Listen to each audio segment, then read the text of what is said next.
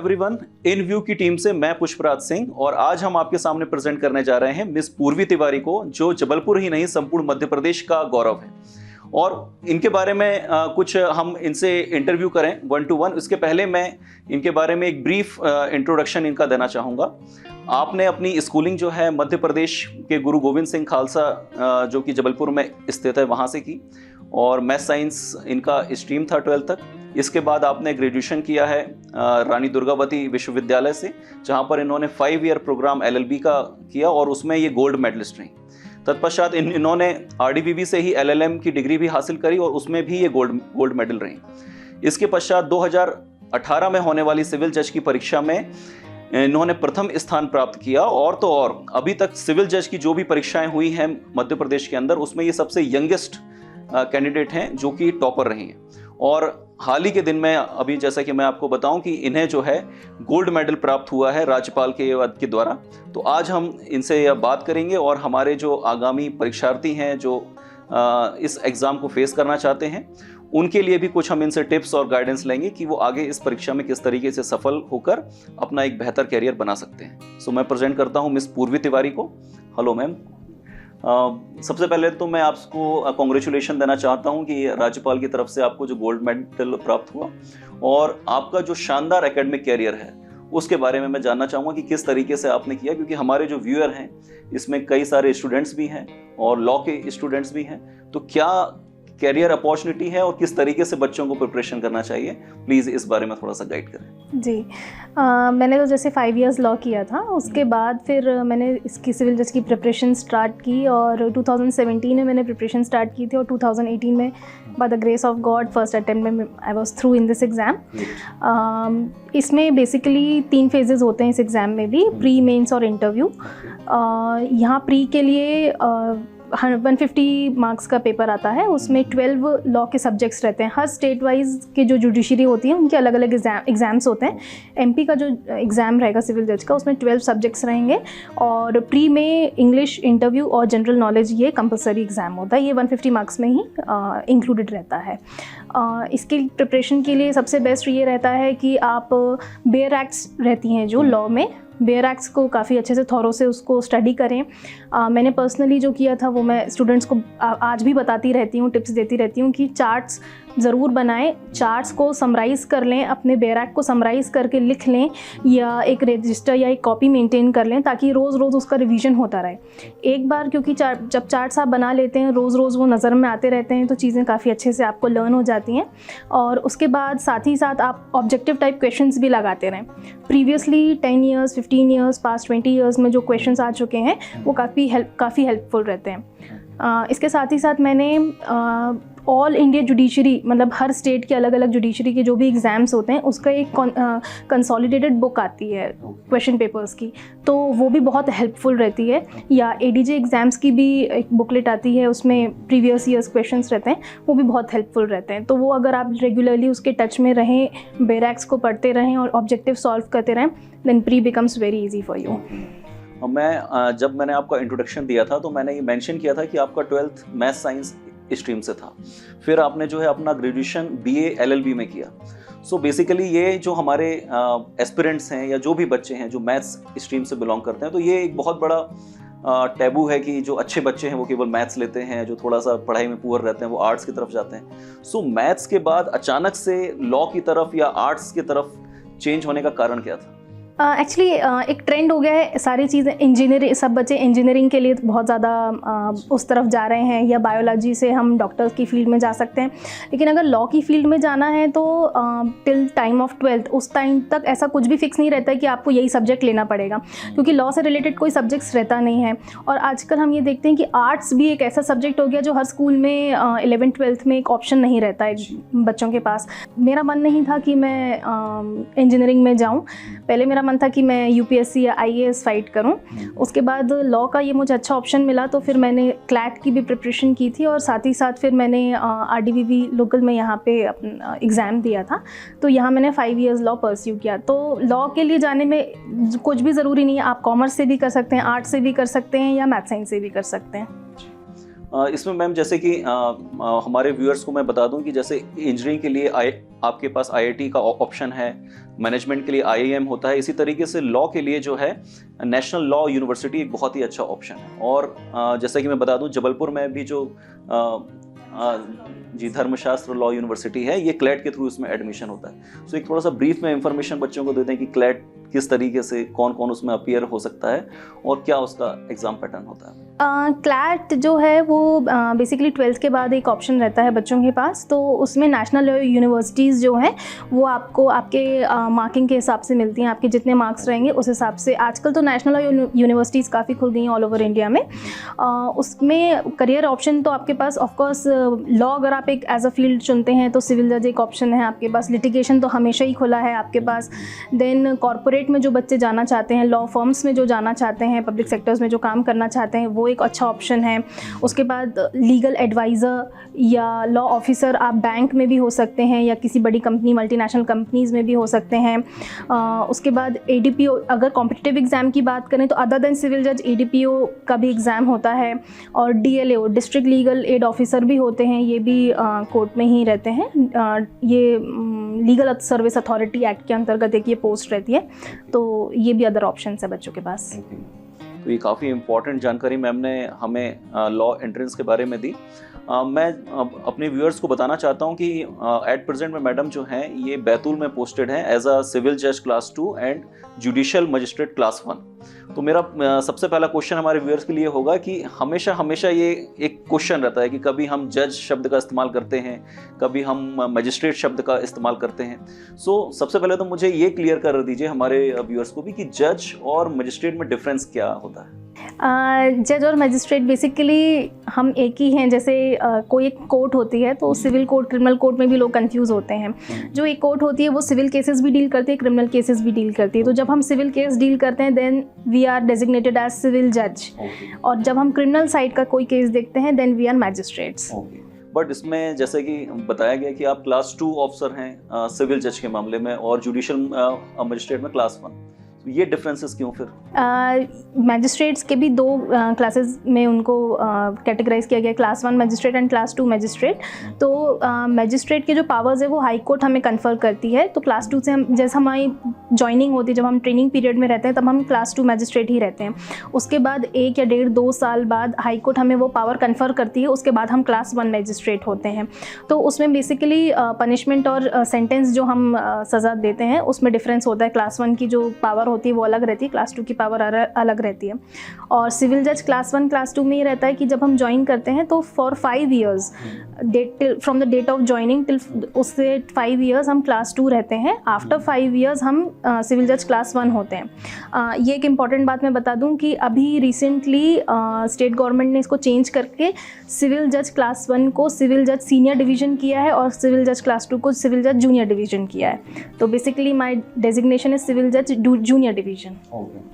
चलिए, लेकिन मजिस्ट्रेट में आपको क्लास 1 जो है हाई कोर्ट ने रिकॉग्नाइज किया, जहाँ पे परफॉर्मेंस की बात थी। सो ये बहुत अच्छी बात है। अच्छा मैम, मैं कुछ इंटरेस्टिंग सा आपसे जानना चाहता हूँ कि जैसे मूवीज़ में हम देखते हैं कि हमारे वकील पैरवी करते हैं, जजेस को स्पॉन्टेनियस डिसीजन देना होता है, बट शायद रियल लाइफ में ऐसा नहीं होता। तो काफ़ी कुछ पढ़ाई करनी पड़ती होगी, केसेस आपके पास आते होंगे। तो ये एक ऐसा जॉब है जिसमें पढ़ाई आपसे कभी छूटती नहीं और आपको हर समय अप टू डेट रखना पड़ता होगा अपने आप को। सो मैं जस्ट एक ब्रीफ में जानना चाहूँगा कि किस तरह से दिनचर्या रहती है एक जज की। शुरुआत ही होती है हमारी फाइल्स के साथ। हम थोड़ा सा प्रिपेयर करके जाना पड़ता है। आज जो केसेस लगे हैं उस दिन पर्टिकुलर डेट्स पे थोड़ा सा उनको ब्रीफ करना पड़ता है हमें अपने आप को, ताकि हम अपडेट रहें। तुरंत वहाँ जाके हमको ये ना पता चले कि कौन आ गया सामने तो उस फाइल में क्या होना है क्या नहीं होना है। थोड़ा बहुत उसकी नॉलेज होना ज़रूरी है। इसलिए हम लोग का जो टाइमिंग होता है वो 11 to 5:30 भले ही है, लेकिन 10:30 to 11 o'clock हमारा ऑफिस टाइम होता है, ताकि हम 10:30 to 11 o'clock अपना मिसलिनियस काम या अपनी फाइल्स को लेके जो भी अपडेशन है वो सब हम अपने पास देख लें। उसके बाद रेगुलरली केसेस 1-on-1 चलते रहते हैं, तो इंट्रैक्शन बना रहता है हमारा एडवोकेट से। एविडेंस होती हैं, आर्ग्यूमेंट्स होते हैं, वो सब हमको सुनना पड़ता है, नोट करना पड़ता है। देन आफ्टर दैट अगर घर ले जाना है कुछ फाइल्स तो then we carry some files with us कि जिसमें हमको डिसीजन देना है या जिसमें हमको ऑर्डर्स कुछ करने हैं, तो थोड़ा सा कुछ नोट नोट्स प्रिपेयर करना है या उससे रिलेटेड कुछ प्रेसिडेंट या जुडिशियल प्रेसिडेंट्स या कुछ नोट्स हमको बना के उसमें लॉ पॉइंट्स डालने हैं, तो वो हम कैरी करते हैं अपने साथ। तो ओवरऑल पढ़ाई तो जैसा आपने बोला वो छूटती नहीं है, और ये अच्छा है कि एक दिन भर हम लोग कहीं ना कहीं जुड़े ही रहते हैं। ओके, सो स्टूडेंट्स, जैसा कि आम जॉब में होता है कि 9 to 5 जॉब आपने की, उसके बाद आप फ्री हैं, लेकिन एक जज का जो लाइफ है काफ़ी चैलेंजिंग होता है, क्योंकि आपको उसमें कंटिन्यू काफ़ी ज़्यादा पढ़ाई करनी होती है और आपके जो जजमेंट्स हैं वो कंट्राडिक्टरी नहीं करना चाहिए, इफ़ आई एम राइट। सो ये एक बहुत बड़ा चैलेंजेस होता है। मैम से मैं जानना चाहता हूँ कि वो इन सब इतना बिजी शेड्यूल के बीच अपने लिए फ्री समय कैसे निकालती हैं और आगे इनके क्या क्या फ्यूचर गोल्स हैं? बिल्कुल फ्री टाइम रहता ही है, क्योंकि आफ्टर 5:30 और 6 o'clock जब हम घर आ जाते हैं तो एक ये भी टाइम मैनेजमेंट की बात होती है कि हम जो कल के केसेस हैं, अगर कोर्ट में हमें आज हमारा काम जल्दी ख़त्म हो गया या हम थोड़ा सा जल्दी फ्री हो गए 4 o'clock 4:30, तो जो हमारा कल का काम है वो हम आज ही देख सकते हैं, ताकि हमको ज़्यादा प्रिपरेशन घर में ना करनी पड़े या हमको फाइल्स घर में ना निकालनी पड़े और हम अपनी फैमिली को भी टाइम दे पाएँ। तो मैं ये इंश्योर करती हूँ कि बहुत ज़्यादा जो काम है वो मैं कोर्ट में ही ख़त्म करके जाऊँ, ताकि मैं घर जाके अपना फ्री टाइम, अपना मी टाइम जिसको बोलते हैं, और अपनी फैमिली को मैं ज़्यादा से ज़्यादा टाइम दे पाऊँ।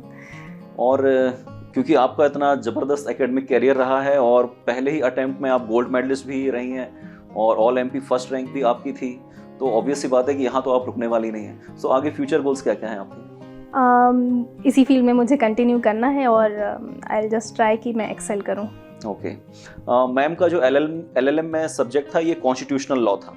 सो वर्तमान समय पे संविधान को लेकर जो है काफ़ी ज़्यादा क्वेश्चंस उठते हैं, और क्योंकि समय के साथ लॉ भी काफ़ी चेंज होता है, काफ़ी एक डायनामिक सब्जेक्ट है और पूरे देश को बांधे रखने के लिए संविधान एक बहुत ही इम्पॉर्टेंट की है।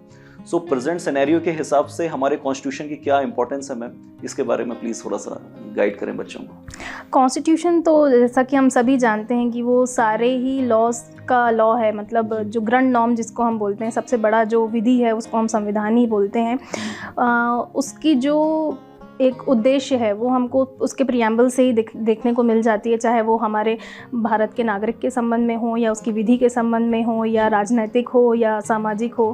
तो मैं तो मानूंगी कि संविधान एक बहुत ही मतलब एक इम्पॉर्टेंट है जिसको हम सबको पढ़ना चाहिए, और उससे हमें काफ़ी कुछ शिक्षा मिलती है, चाहे जैसे कि हमारे फंडामेंटल राइट्स और मौलिक अधिकार हों, चाहे हमारी फंडामेंटल ड्यूटीज़ हों, कहीं ना कहीं हमको एक इसकी फीलिंग देते हैं कि हम अपने देश से, अपने देश के कानूनों से कनेक्टेड हैं और उस संबंध में हमको थोड़ा जागरूक भी होना चाहिए। और मेरा भी ऐसा पर्सनल व्यू है कि जो हमारे स्कूल्स में जो प्रेयर होती है उसके साथ क्यों ना क्यों प्रियम्बल को ज़रूर पढ़ाया जाए, क्योंकि एक तरीके से ये देश के अंदर वर्तमान समय पे जो अशांति है या जो धर्म को लेकर या जो भी विभिन्न मुद्दे हैं उन सब का सॉल्यूशन हमें संविधान में मिलता है, और इस संविधान को जो है बचा के रखने वाले जो मेन ऑर्गन है उसका आप हिस्सा हैं, जो कि आपका जुडिशरी है। सो आगे मैम हमारे जो बच्चे हैं जो प्रिपरेशन कर रहे हैं उनको आप क्या टिप्स देना चाहेंगे कि किस तरीके से, बिकॉज बच्चों, क्योंकि आज के समय पे मैम आप देखेंगे कि सोशल मीडिया जो है ये बहुत बड़ा एक ऐसा फैक्टर है जो बच्चों को डिस्ट्रैक्ट कर रहा है उनके कैरियर गोल से। प्लस आप देखेंगे कोविड का इफेक्ट हो या फिर एग्जाम में लेट लतीफ़ी हो, तो इसको लेकर बच्चों में एक डिप्रेशन की भावना भी है, और उस डिप्रेशन को मिटाने के लिए वो सोशल मीडिया का सहारा लेते हैं, और इस सारे बीच में कहीं ना कहीं उनके जो कैरियर ऑब्जेक्टिव्स हैं वो कहीं ना कहीं कॉम्प्रोमाइज़ होते हैं। तो उससे बच्चे किस तरीके से अपने आप को फोकस रखें और अपने एग्ज़ाम को फोकस करके आगे बढ़ें, उसके लिए प्लीज़ ज़रूर बच्चों को गाइड करें मैम। मैं पर्सनली अपनी बात बताऊं तो मैंने बिल्कुल भी सोशल मीडिया से अपने आप को दूर कर लिया था। एक ना मेरे पास व्हाट्सएप था ना फेसबुक था। मैं जिस डेट से मैंने सोचा कि मैं इसकी तैयारी करूंगी, सिविल जज प्रिपेयर करूंगी, तो मैंने अनइंस्टॉल कर दिए थे सारे सोशल मीडिया के एप्लीकेशंस। हम ये भी बहुत ज़्यादा सुनने को मिलता है कि हम व्हाट्सएप पे नोट्स शेयर करते हैं तो हम बहुत सी इंपॉर्टेंट चीज़ों से हम वंचित हो जाएंगे अगर हम वो नोट्स हम व्हाट्सएप नहीं चलाएंगे। तो ऐसा बिल्कुल भी नहीं है। स्टूडेंट्स जो मेरे पास पर्सनली भी गाइडेंस के लिए आते हैं या जिनसे मैं बातचीत करती हूँ, तो मैं यही उनको एडवाइस करती हूँ कि बिल्कुल भी सोशल मीडिया का यूज़ ना करें। अगर आप एक जगह फोकस कर रहे हैं अपनी पढ़ाई के लिए तो ये बहुत बड़ा हर्डल मैं मानती हूँ इसको। एक लिमिट तक ये सारी चीज़ें ठीक है, लेकिन जब आपको मालूम है कि आपको एक बड़ा एम अचीव करना है तो उसके लिए बहुत ज़्यादा टाइम आपको डेडिकेट करना पड़ता है, बहुत ज़्यादा डिवोट करना पड़ता है अपने आप को उसके लिए, और ये सब चीज़ें बहुत ज़्यादा हर्डल्स में आती हैं। जैसे मैं प्री के बारे में बता चुकी हूँ, तो मेंस के लिए सिविल जज की अगर हम बात करें तो जो 12 सब्जेक्ट्स हमको प्री में आते थे जिनके ऑब्जेक्टिव्स होते थे, तो उसमें वो क्वेश्चन आंसर्स के फॉर्म में हमको पूछे जाते हैं। उसमें मेंस में 4 एग्ज़ाम होते हैं। इसमें एक 12 सब्जेक्ट को 6 सब्जेक्ट के पार्ट्स में बांट दिया जाता है, पेपर 1, पेपर 2, देन एक लीगल एस्से और सोशल एस्से, ट्रांसलेशन और प्रेसी राइटिंग का एक अलग एग्ज़ाम होता है, और लास्ट एग्ज़ाम होता है 4th नंबर पेपर जो होता है वो है जजमेंट राइटिंग का। उसमें civil judgement, criminal judgement, issues और चार्ज बनाने के लिए हमको आते हैं। तो थोड़ा सा मेंस में एलैबोरेटेड हो जाता है। ये 4 पेपर्स होते हैं इसमें, टोटली 100 मार्क्स के ही होते हैं। जजमेंट राइटिंग के लिए मैं सभी को ये रिकमेंड करती हूँ कि डेली एक जजमेंट लिख के देखना ही चाहिए। अदरवाइज़ बुक्स भी बहुत ज़्यादा मार्केट में अवेलेबल हैं और बच्चों को ऐसा लगता है कि हम जजमेंट रीड कर लेंगे, फॉर्मेट हमको पता चल गया है तो हम जजमेंट लिख लेंगे, लेकिन ऐसा बिल्कुल भी नहीं है। क्योंकि आज हम अगर एक जजमेंट लिखने बैठते हैं तो आराम से 2 घंटा लग जाता है हमको एक जजमेंट लिखने में, और एग्ज़ाम में 3 घंटे में एक सिविल जजमेंट, एक क्रिमिनल जजमेंट, चार्ज और इश्यूज़ बनाने रहते हैं जो इम्पॉसिबल रह जाता है अगर आप उसकी पहले से प्रिपरेशन ना करें तो जजमेंट राइटिंग के लिए फॉर्मेट एक अलग चीज़ होती है, राइटिंग हैबिट एक अलग चीज़ होती है। देन ट्रांसलेशन के लिए मैं ये बोलती हूँ डिग्लॉट आती है। डिग्लॉट इज़ जो बेरेक्ट का वर्जन होता है वो हिंदी और इंग्लिश दोनों का वर्जन होता है। इस पेज पे इंग्लिश रहती है, इस पेज पे हिंदी रहती है। तो मेनली क्या होता है, जो इंग्लिश मीडियम वाला रहता है वो सिर्फ इंग्लिश वाला पेज पढ़ता है, हिंदी वाला नहीं देखता है क्योंकि उसके काम का नहीं रहता। जो हिंदी वाला रहता है वो इंग्लिश का पेज नहीं देखता।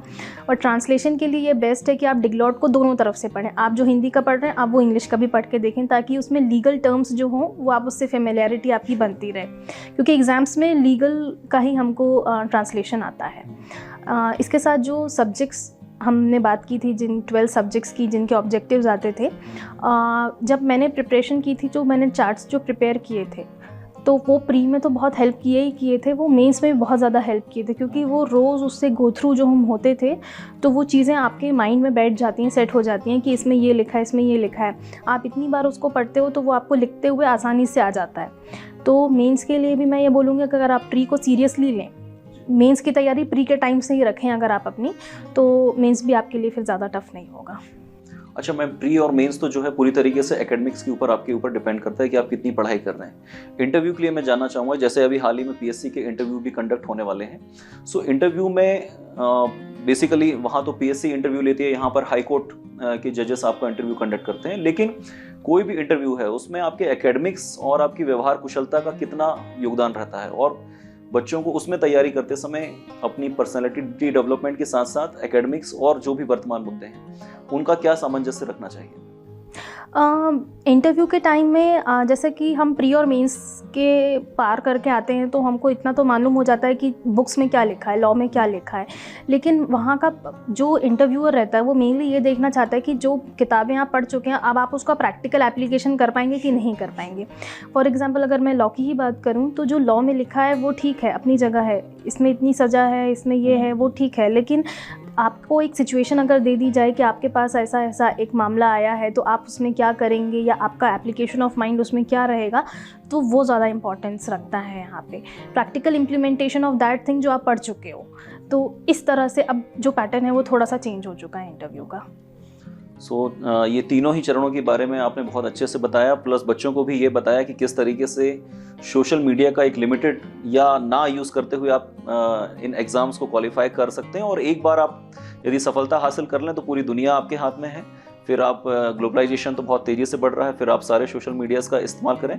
सो प्लीज़ मैं बच्चों को भी एडवाइस करना चाहूँगा, और भी जो भी व्यूअर्स हैं वो प्लीज़ अपने एम को लेकर फोकस रहें, ताकि जैसा पूर्वी मैम ने का शानदार कैरियर रहा है, उसके बाद आगे भी आप देखेंगे कि काफ़ी कम एज में इन्होंने इतनी ज़्यादा सफलता हासिल कर ली है। इसके बाद आपके पास बहुत सारा समय बचता है कि आप अपने आप को, अपनी फैमिली को, अपने फ्रेंड्स को समय दे सकें, लेकिन डेडिकेटली 2 से 3 साल की जो मेहनत है ये आपको एक बहुत अच्छा कैरियर प्रोवाइड कर सकती है। तो इसी के साथ इन व्यू का टीम मिस पूर्वी मैम का धन्यवाद करती है कि आपने बच्चों को इतने अच्छे तरीके से गाइड किया। Thank you so much ma'am, thank you ji.